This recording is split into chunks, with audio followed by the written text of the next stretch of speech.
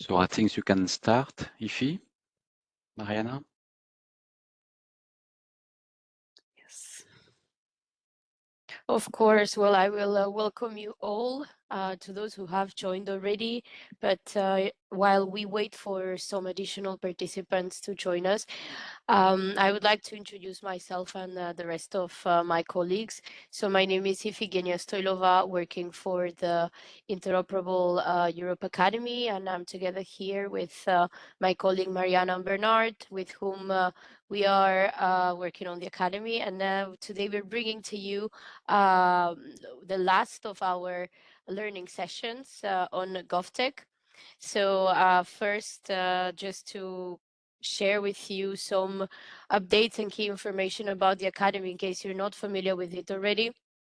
The Academy was founded in 2019 to develop civil servants' competencies through a mix of e-learning courses, but also live training. But it is true that over the years, we have expanded our reach and offerings to support professionals across Europe in their digital transformation journey. So, in a way, the Academy can certainly be perceived as a central hub for learning about interoperability, as it also aims to foster a common understanding and application of interoperability principles across the European Union. But as of today, we are happy to share that we have more than 30 e-learning courses. We are constantly organizing webinars, but also our annual seasonal school, which brings together experts and practitioners to discuss key interoperability topics. But we also are currently working on an initiative called the Peer Learning Policy Briefs. In we feature existing real examples of public administrations that have put in place interoperability solutions that could serve as example or inspiration to others. And looking ahead, for the rest of 2025, we believe that it's going to be quite a productive year for us.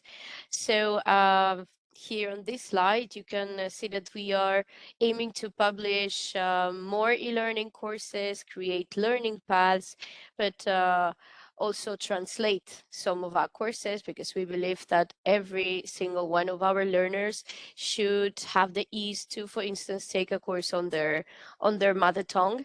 And last but not least, we're also going to develop an interoperability certification. So you can stay tuned and see whenever we wrap up with this, we will share it on our social media platforms. So just to give you a bit of the context, this is the last of the 3 learning sessions that we've had. We had one on interoperability assessment. 2 days ago, we had one on regulatory sandboxes, and today we have the one on GovTech. So I saw some familiar names, so thanks for bearing with us and continuing to support and wanting to learn more about what we do. Then we're also planning to organize lectures in universities. So far we're planning the first one on what is interoperability for May 2025. But of course, we are open to be suggested all the topics and higher education institutions that could have some interest in what we do on interoperability. We are, of course, very pleased to continue sharing with you that we are organizing our annual seasonal school this year in a virtual format from the 13th to the 15th of May. So I will shortly share with you the link for the registration, as it is still open for those of you who would like to get together with all the interoperability enthusiasts to learn more about GovTech or the regulatory sandboxes and interoperability assessments. So it will, in a way, be a new event to learn more about what we are briefly sharing in these learning sessions, but it will also be a great opportunity for all of you to get together with experts and exchange. And last but not least, as we mentioned, we have our peer learning policy briefs. We recently published the one on the digital counter, but we're soon expecting to publish more on how to set up a smart city, the implementation creation of a local digital twin, but also on interoperability assessment. So I think this is it from my side. I will shortly share the link for the registration of our seasonal school. And yeah, thanks so much for joining us. I will now give the floor to my colleagues Stefanos and Yannick.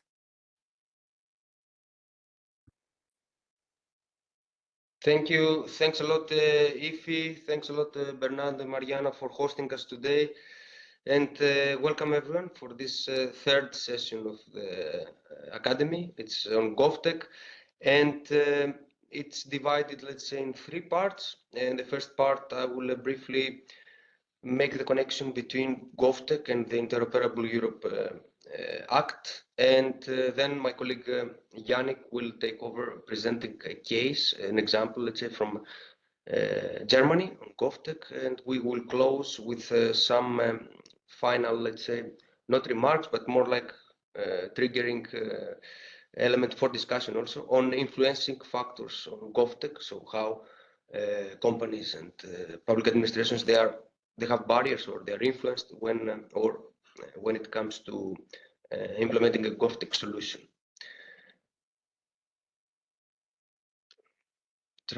Okay. All right. So we will start with reverse engineering this time by, let's say, put the basics on what is GovTech. GovTech, as it's mentioned as defined in the Act, the Interoperable Europe Act, it's the means, it's technology-based cooperation between public and private sector actors supporting public sector digital transformation. Of course, it's quite broad definition, but as you can see also in some studies that we published, and if not mistaken, the one below, it's from 2022 under the public sector awards, you can find it. GovTech also, or at least the Commission, wants to focus and promote the collaboration with startups and SMEs. So not only focusing on the private sector, but also engaging startups and SMEs in developing, piloting, deploying, and helping public administrators to adopt emerging technologies in their systems for improving their administrative procedures, for improving the provision of public services, and for improving the decision-making processes. DigiDigit actually, and the Commission in general, in DigiDigit and the Commission in general, we envisioned, or at least we mentioned GovTech already since the strategic plan 2020-2024, and of course in the Interoperable Europe Act that came last year, actually 2 weeks ago last year, it was put in force 11 of April 2024, and actually, as I mentioned, and I showed you the definition of GovTech, it entails not only the collaboration, but also promotes the testing and experimentation of solutions in the public sector. Now, to make the connection with the Act more in a broader scale, what is the Act actually? If we want just to make a proper introduction to the Interoperable Europe Act. The Act provides recognized reusable interoperability solutions. What this means, that of course after the European Interoperability Framework, that there will be an update of it, we aim to create a portal using the Interoperable Europe portal, of course, and like an observatory, or better to say database of Interoperable Europe solutions, meaning solutions that they are stamped, they are sealed by the Commission to be reused by other public administrators with further objective of increasing and achieving interoperability. Of course, it's one of the goals, it's sharing and reuse, and this is by default, let's say, it's in this digital by design or by default, as we say. Also offers strengthened interoperability support, and this happens, of course, through support projects, trainings, as this that we do today, and the others that Ifi mentioned, and they are coming in the future. Peer reviews as well, as mentioned.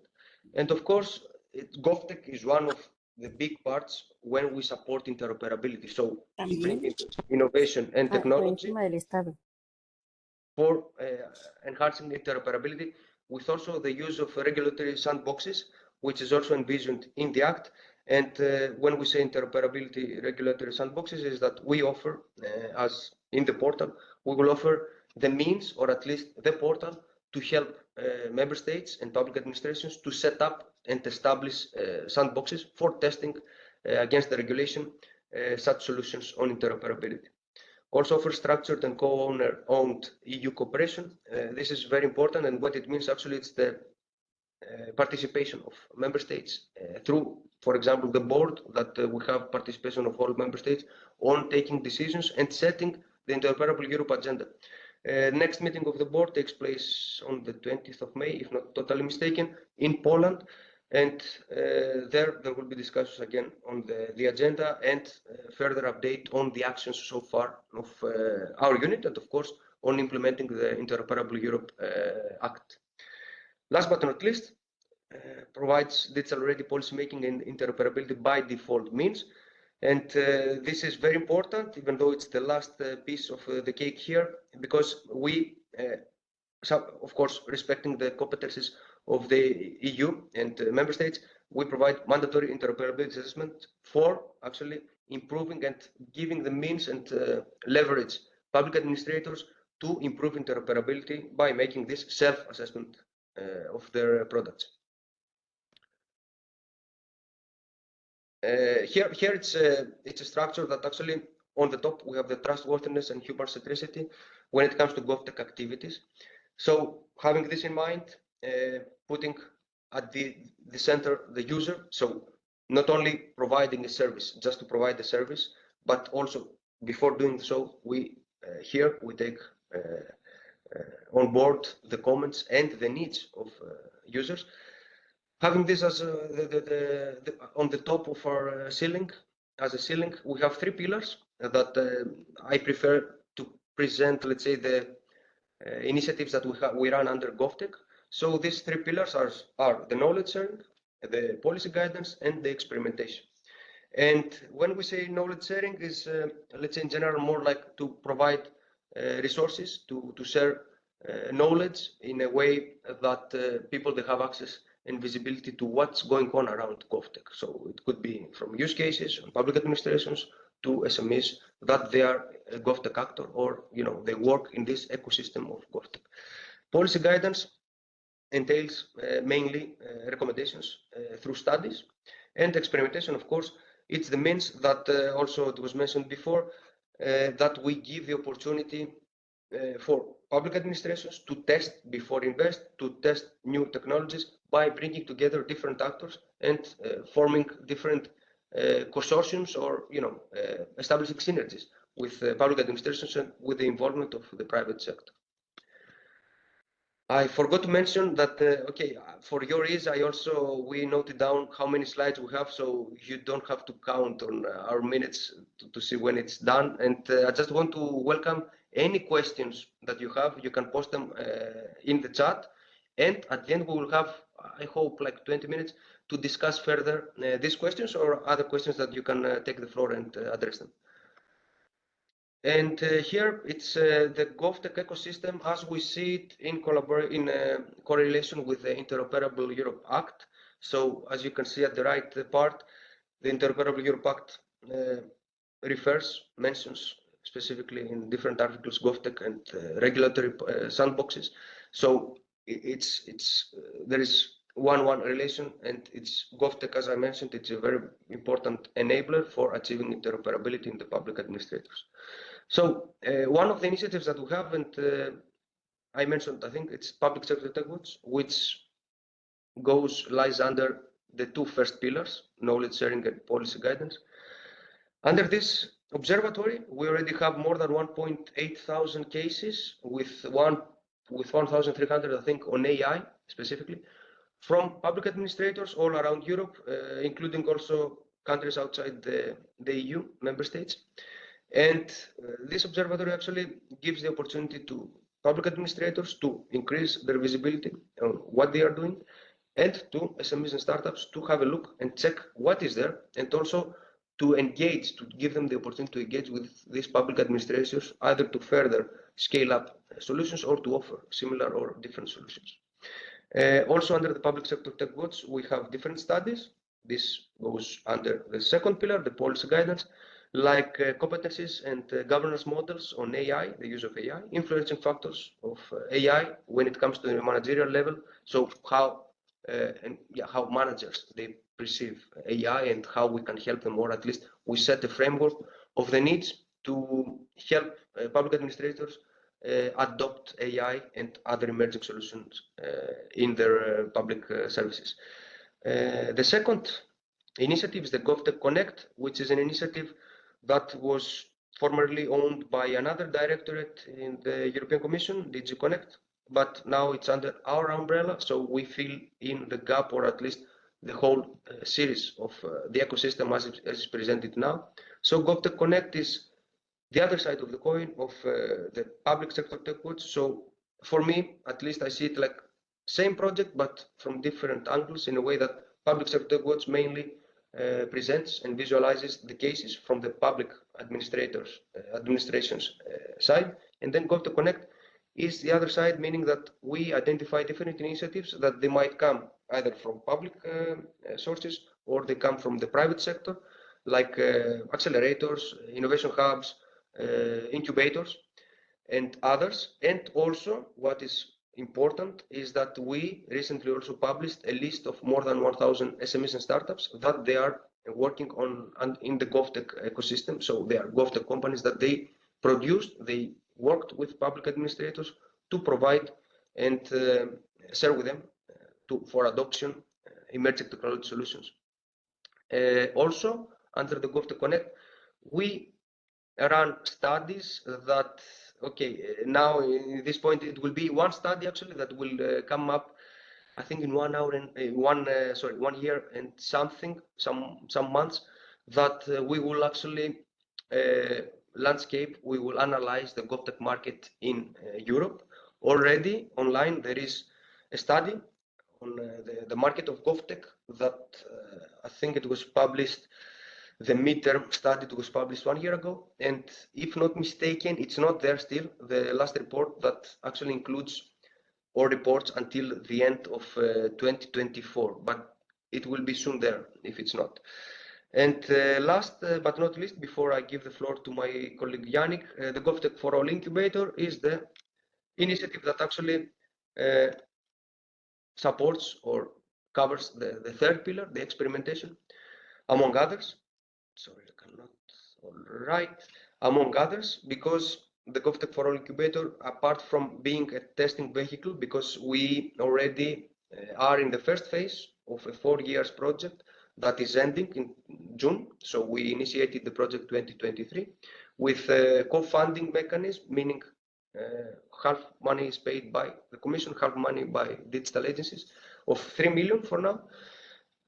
We tested 3 pilots, and in the future call that already it's signed and it will kick off 25 and it will go until 27, we will have 8 new pilots, including mainly solutions and testing, experimenting solutions on AI and generative AI. Not to forget, there might be a fourth continuation of like a third project, third contract that will come in 2027. And I think I didn't mention that the cost, or at least the value of the second call that comes in June 25-27, it's 4 million. So in the first 3 million of the current contract, there will be on top 4 million for these new 8 pilots. That again, it's co-funded by member states and the Commission. So 4 million by Commission and 4 million maximum by the member states. And thanks a lot. So if you have any questions, please post them online on the chat, and you can take the floor after we finish all the presentations. Yannick, floor is yours. Perfect. So after this nice introduction of Stefanos of the European level, and that we know now what is going on at the European level, I want to take you with me to give you a quick deep dive what is going on the national level, and in this case, Germany. As you can see, I've previously worked with the GovTech campus, and I was responsible to establish the GovTech campus in Baden-Württemberg and at the regional level. And now I'm working with the think tank of the Technical University and coordinating the GovTech initiative. And sorry, next slide. But I can encourage you in the meantime, just if you have any questions, just post them in the chat or we have a discussion afterwards. But the first question I want to answer is that why is GovTech important to Germany or in general to the national level? And especially in Germany, as it's publicly known, according to the DESI index, Germany ranks average in terms of public administration digitization. And obviously, they aim to leap ahead. And at the moment, which is written in the coalition contract, it's the top priority, the modernization of the state. And GovTech could play a big role in it to, at the end, be more competitive, as we have seen in the white paper on digital infrastructure of the Commission. It could be, or it is actually, the digital infrastructure is a big leverage to be more competitive and at the end to deliver better public services. But at the same time, the concept of infrastructure itself, it has changed, and probably you can't address it with only the silo thinking and with just doing single projects. And on the next slide, please. Yeah, thanks. I want to give you an idea of how the GovTech Campus Deutschland is addressing this. Because it's like we saw in the definition, it's an ecosystem approach where you come together at this platform, and I will show you in a minute that there's also a physical place. But the idea is to co-ideate, to co-create, and to co-learn. So that the idea is that the GovTech Campus acts as a facilitator to bring the public sector, the private sector, the academia, and the civil society together at one place, and to craft solutions together and not just provide contracts. And at the end, one of the bigger pillars is this co-learning aspect, which is rather a cultural aspect, but it's nevertheless, it's really important to think this within the process of when you're designing a solution, that there's also this learning aspect, this cultural aspect. Like I said, that the definition of infrastructure is evolving, and so we have to step up. We have to learn new things, and that you have to think it within the development. That you have to kind of a learning aspect of it. And then the next slide. Here you can see that the campus itself, it's structured like a network itself, for like a network society. It's you have the umbrella brand, which is the GovTech Campus Deutschland, and which is acting on the federal level, because I mean it's slightly different for our other European member states, but in Germany it's a federal state, and you have to address it on these certain stages. And the GovTech Campus is the federal umbrella brand, and then beside that, where I worked, is the GovTech Campus in Baden-Württemberg, and where we took care of AI projects. I will introduce later 3 highlight projects, I would say, as a selection, and where I wasn't involved anymore, but they created recently, or they initiated recently in cooperation with the World Economic Forum, the Berlin GovTech Center, where you can see it's located actually in Berlin, and where you can see that they're also addressing an international level. So you can at the same time cooperate, but also on several several stages or several levels, which is quite important, especially if you want to have interoperability, that you think about it and that you can make use actually of an act like the Interoperability Act. And the next slide, please. And here you get an idea that with these 3 pillars, and I want to highlight again this cultural space, it's really, really important. And we have this physical space, which is located in Berlin. You can see in the upper left and have an insight of, in the right corner, which are quite new buildings. Looks kind of like a starship, which kind of helps, I guess. But at the same level, with this physical space, on the national level, you can't reach, because Germany is quite a big country, you can't reach every corner of the nation. So we have created this digital abstraction, which is called Atrium. And at that time, we spoke about, like, you can imagine it like a LinkedIn for the public administration. And the goal was to provide features, but go beyond like just connecting. And if you are a civil servant, they are happy to grant you access. It's completely free. And obviously it's bounded to Germany, but the idea is it's nice to get an overview. And what is built up on this platform is this feature, which I find quite interesting, which is Gen AI prompt.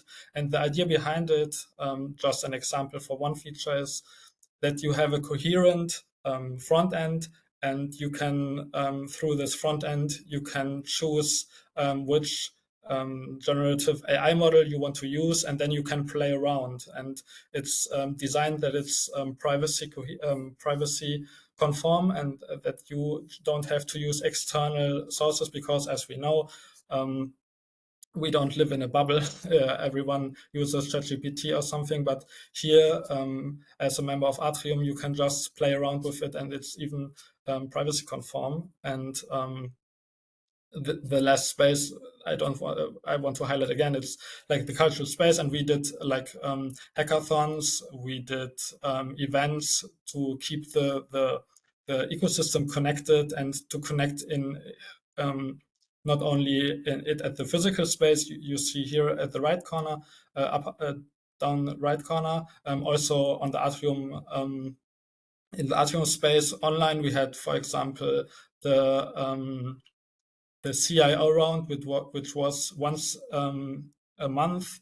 We invited a CIO of one of the 16 country on the national countries, and they gave an hour, like an office hour, where people who were registered on Atrium could ask questions that they wanted to ask. And this was quite new, and it was quite nice to bring together the community, and also have a coherent feeling of a community. And please, the next slide. And as promised, before I'm heading to the end of my little input, but I'm obviously open to address any questions. Would be nice to have a chat. Here's this selection of the accomplishment we made. For example, Baden-Württemberg, with our help, with GovTech Campus help, introduced this AI system, which was called F13, which is a generative AI system, and it learned from public available data from the state government. And so you could ask questions and get immediately the answer. It's especially helpful if you have a case. For example, you are a lawyer and you are working at a public administration, then you get immediately the answer. And at the same time, because we cooperated with Aleph Alpha, which is a German generative AI company, they have a model where you can easily see the sources, which is quite important if you are working in a confidential environment.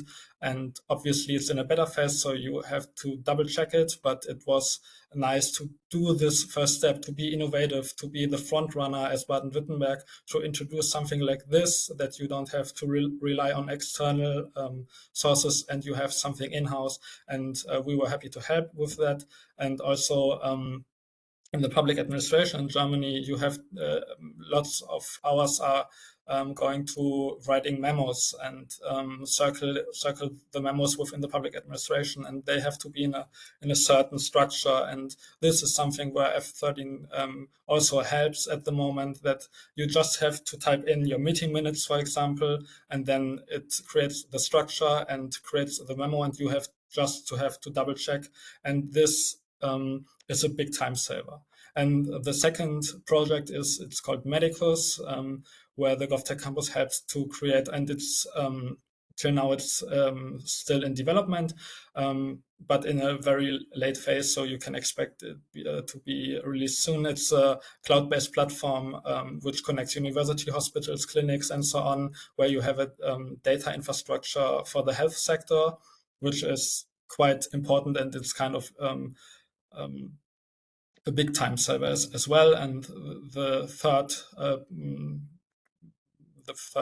example is the AI impact assessment, where we partnered up with my current employer, the Technical University of Munich, and a civil society association, which is called Responsible Technology Hub. And we partnered up to do a live AI impact assessment on a bigger scale for 120 public sector employers, mostly on the federal level and on the municipality level, so we could match them, bring them together, and you have this connecting aspect, but at the same time you learn something, and it leads to a more like interoperable community, because you learn together, like I said in the beginning, like co-learning. And this was quite innovative, and we had the honor that the State Secretary of Germany was there, and also a broader range of people, which was for me like a highlight, that you can address this cultural level and it all fits together at the end. And that's it from my side, but I'm happy to have a chat, or you can even write me on LinkedIn, and I'm happy to answer any questions. And I'm giving back to Stefanos. Many thanks, Yannick. This AI impact assessment actually gives a perfect pass for this third session of the meeting today. And I'm very curious also to have a look at this. I have to confess that I didn't, so sorry for this. So yes, this third part, as I mentioned, it's more on diving into the GovTech study that was published last year under the Public Sector Tech Watch in collaboration with the JRC, which is the scientific collaborator. It's a DG, also a directorate in the Commission, but also they provide this scientific support for policy implementation to DigiDigit and in general to the Commission. So there was an empirical study that was published, as I mentioned, last year, November, conducted between October 2023 and May 2024, with the participation of, actually they were leading this activity, of two professors from the University of Bremen. The whole study was based on 110 interviews in 18 European countries with GovTech leaders. And there were also, we hosted 2 validation workshops with GovTech experts, startup founders, public administrators, and policymakers. So the key question for this study was what influences or hinders GovTech startups to expand beyond their home market and in general to conduct GovTech. So it is the home market, but also Europe in general. The objectives were to highlight policy and organizational implications and provide recommendations actually on how to achieve this GovTech collaboration.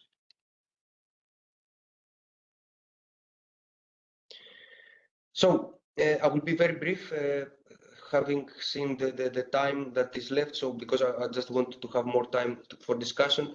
So bear with me, and if you have any questions, please share later on, or you can access the study directly. So I will be very brief with this. So the influencing factors or barriers, they were divided in 7 different categories: policy related, which includes regulated fragmentation between countries. So there is a difference between the law between different countries. So there are differences between similar laws. Also, there are some standards that they are not the same. And of course, there are language barriers for procurement, for example. So if you have to do a public procurement, then there is lack of the English version, let's say, in different countries, or I would say in the majority of them. Second factor is the access to finance. So this entails high scaling costs for SMEs and startups, reliance to public funding, of course, lack of international market funding. So it's that there's not, let's say, a universal or European market for GovTech, so people they can just access this and not going to each national market. Access to markets. sorry, it's not in bold, it should have been. It's lacking visibility in procurement platforms. And something that it's very triggering, also interesting for me, it's this demand for pilots, which is a blessing and a curse. So I see it as a blessing, but of course it could be a curse, because it is also a curse in a way that it's good to test and pilot before you purchase, but also at the same time, it's a curse sometimes for SMEs and startups that they participate in such pilot funding schemes, and then there's no continuation. So they just participate, they give their ideas, but then they don't have a contract with the public administration. Cultural differences and barriers. So it's about trust, of course. This is built and it's quite normal. Resistance to change, of course.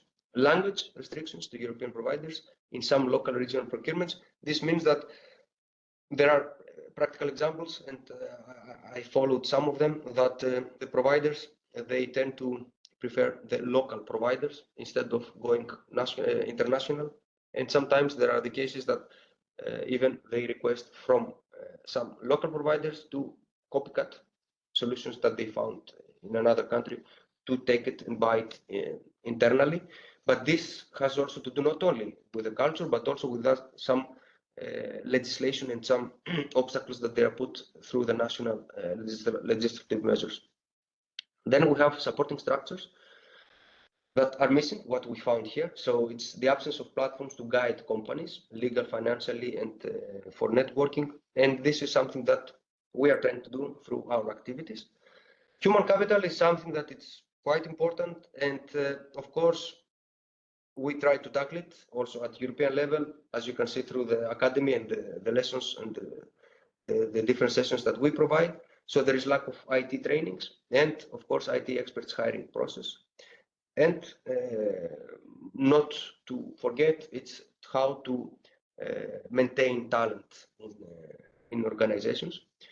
And last but not least, technology, of course, with this entails, of course, the data standards and APIs, inconsistencies between different systems, integration with existing local infrastructures. This means that an application that it could be, let's say, interoperable, open, that is developed by a startup, an SME, it doesn't fit the quite old, let's say, literacy system that a local agency has, and they request that they use the same technology. So it's also that it's about change management also, and attitudinal aspects.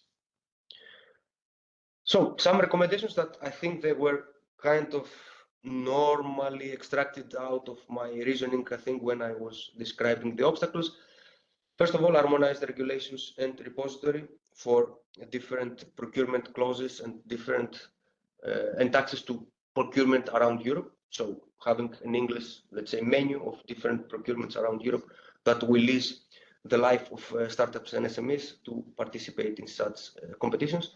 Simplified procurement processes, simplified funding applications for non-hub companies, robust support infrastructure, standardized employment laws. Okay, this is more, we dive into very deep waters, but it also has to do with how you hire people, and if it's easy to maintain talent, technological standardization for achieving interoperability, and change attitude towards GovTech companies. So this is initiatives to involve GovTech companies, and also this entails and includes across border, which is, as I mentioned before, that management and also public administrators, they have this not pro GovTech attitude, so they rely mainly or mostly to traditional buyers. And all of this, of course, all these recommendations, that they are, it's a minimal picture of what you can find in the study. I just want to be very brief on this. You can find in the study, this fosters, of course, a thriving GovTech ecosystem in Europe. And here is the last slide that I found interesting to include in my presentation, because I just wanted to correlate it with the AI Content Action Plan that was recently published by the Commission. So the European Union will mobilize 200 billion euro for 13 AI factories that could be accessed by GovTech companies. So I just do also the correlation with our GovTech ecosystem and the GovTech aspects. High quality data will surpass legal and technological fragmentations. So this also will help, as mentioned before, some barriers that there are when it comes to procurement and some data that they are online that people they cannot rely or they don't have even the translation in English. So something also to mention here, it's the importance of digital by design and rules as code. The Apply AI strategy that is under development will boost the use of AI in the industries and in the public sector, facilitating, of course, international recruitment in AI, retain talent, and launch educational programs on AI, and simplification of the AI Act by providing support to companies. So this relates to guidelines that already are developed by the AI office, and there will be an AI Act service desk. And at the right, of course, you can see the AI continent that includes from infrastructure to data, skills, development of algorithms and adoption, like observatory, a database of algorithms.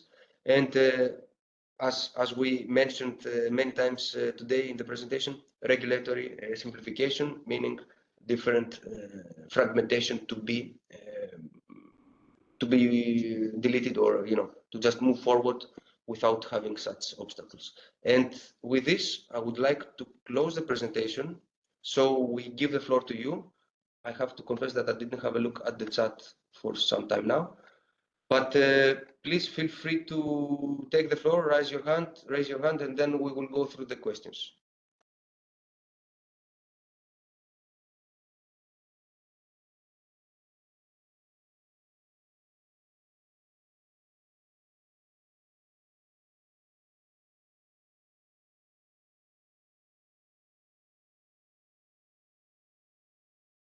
Okay, I already saw that, yeah, Despina replied to Gabriela. Thanks a lot, Despina.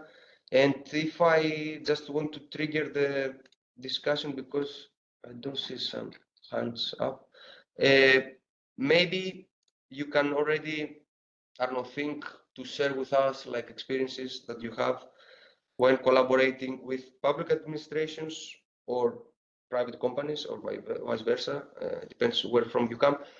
If you have some suggestions on how we can improve this collaboration and whether there are obstacles that, of course, I didn't mention, but you can also access the study to see more, and opportunities that you see in this collaboration and how we can improve, let's say, for starters, the access to the markets, let's say, to private companies, SMEs and startups. And then we can even discuss other subjects if you want.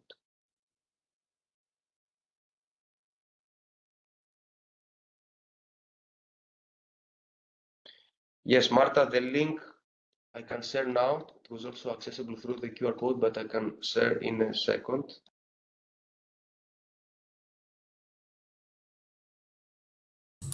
Yeah, sorry, I'm not good with QR codes.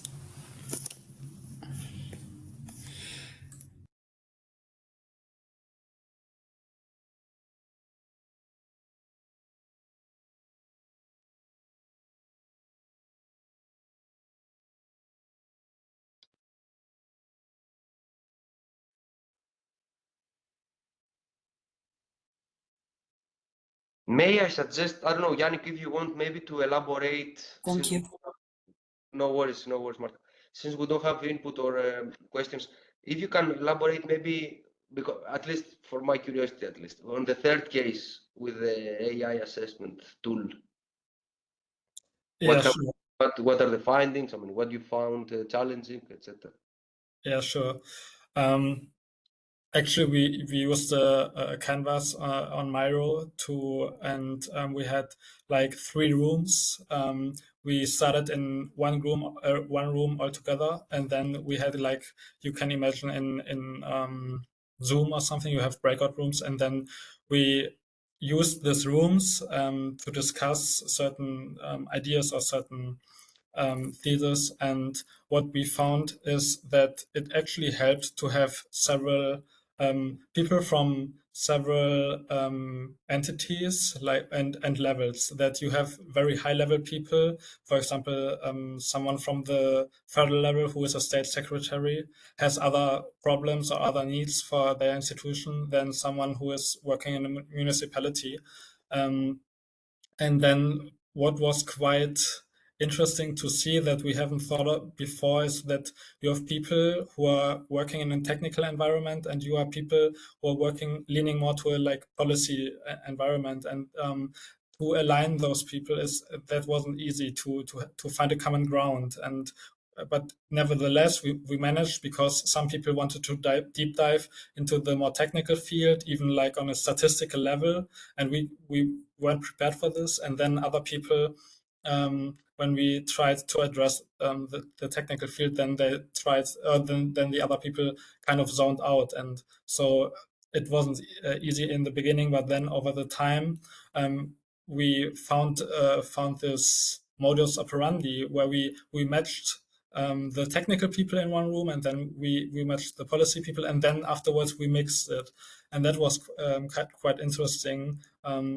And at the end, we discussed what, for example, the people from the Responsible Technology Hub, they gathered data from the private sector, and especially the recommendations what they use in their institutions for responsible technology use, especially tailored to AI.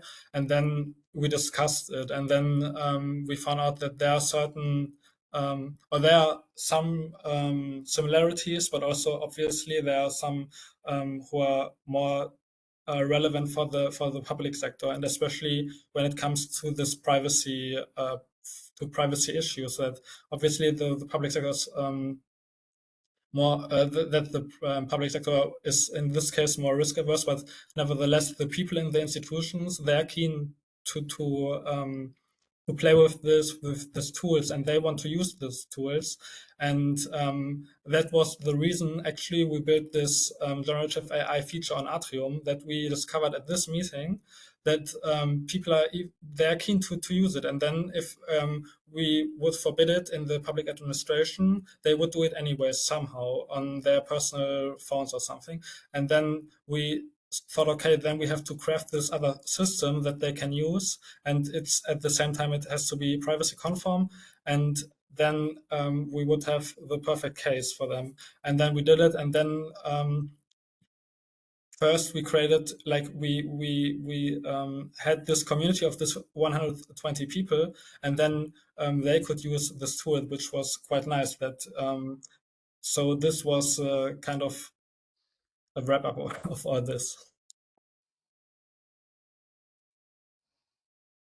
That's nice. Many thanks, Yannick. I don't see any hands. I don't know. Maybe we were very clear, or people they got quite sleepy because of us. So apologies for this.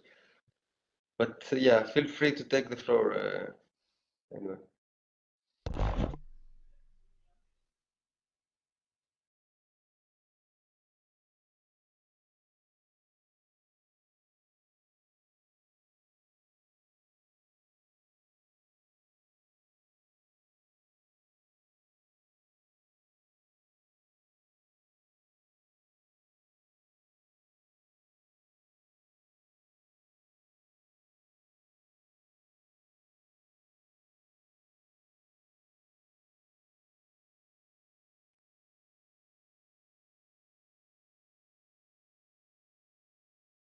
Okay, I don't see movement. So just to reiterate, if you have some experiences to share when collaborating with public administrations, or the other way around with companies, private companies, SME startups, if you are a public administration, please feel free to share, take the floor, or if you have some barriers, obstacles to mention, and any suggestions on how to improve this collaboration. For example, I mean, we also welcome suggestions for more funding, let's say, from the European Commission that could help experimenting, for example, or any other suggestion. Please feel free to take the floor and share with us.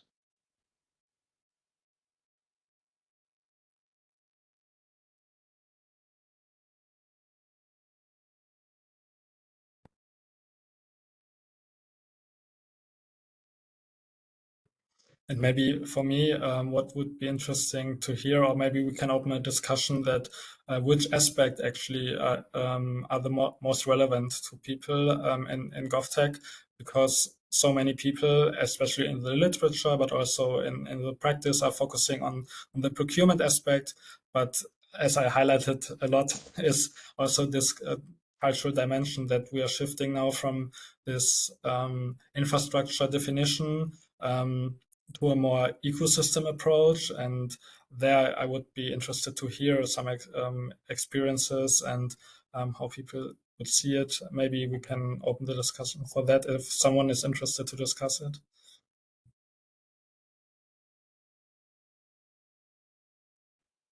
Yeah, maybe Mariana, can you also put the slide deck back just to have maybe Yes. the last slide with the AI content so we can trigger some discussion just to have the correlation there.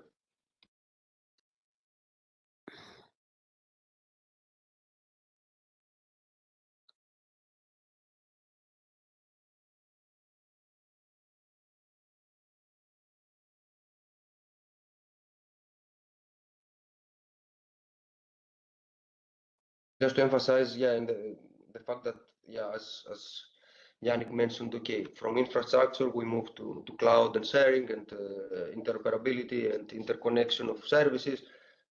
As you see also in the AI content, that one of the ingredients is this, but also data, the quality of data, skills, something very important.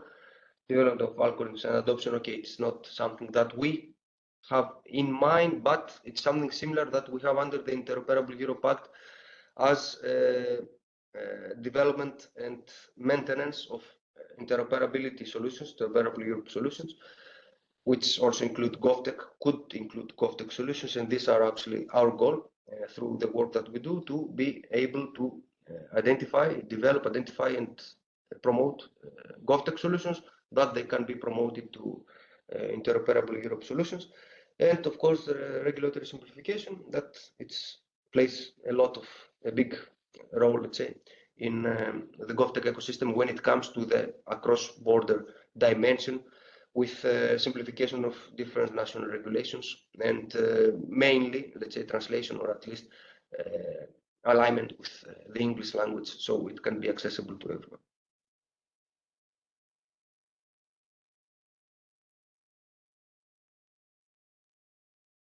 But as a positive note, if we don't have any questions, it could be that we finish earlier. And also, we invite you to share any insights or, if you have any epiphany after this meeting to share with us, and we can follow up. If you have any questions, if you have any suggestions, we can follow up or we can take into consideration for our work. So if we don't have any questions or interaction, I just give the floor back to Ifi and Mariana and Bernard just for the closing remarks. Well, thanks a lot, both Yannick and Stefanos. I think it was a very insightful presentation. And I saw that there was some movement in the chat, which was great, but we would have loved to hear your insights. But I think on a personal note, it was very interesting to learn where GovTech fits with all these new latest developments, such as the AI Continent Action Plan. And I have it in front of me, so it's definitely something I would like to read much more. And now maybe Bernard, you would like to say something as well? Just thank you for participating in this webinar. Also, I invite you to register to our big event, annual event, the seasonal schools in May, and you will learn more about the Interoperable Europe Act and all about interoperability issues we have at the European level. So thank you very much and have a good day. Have a nice day. Bye-bye. Thanks all. Thank you very much.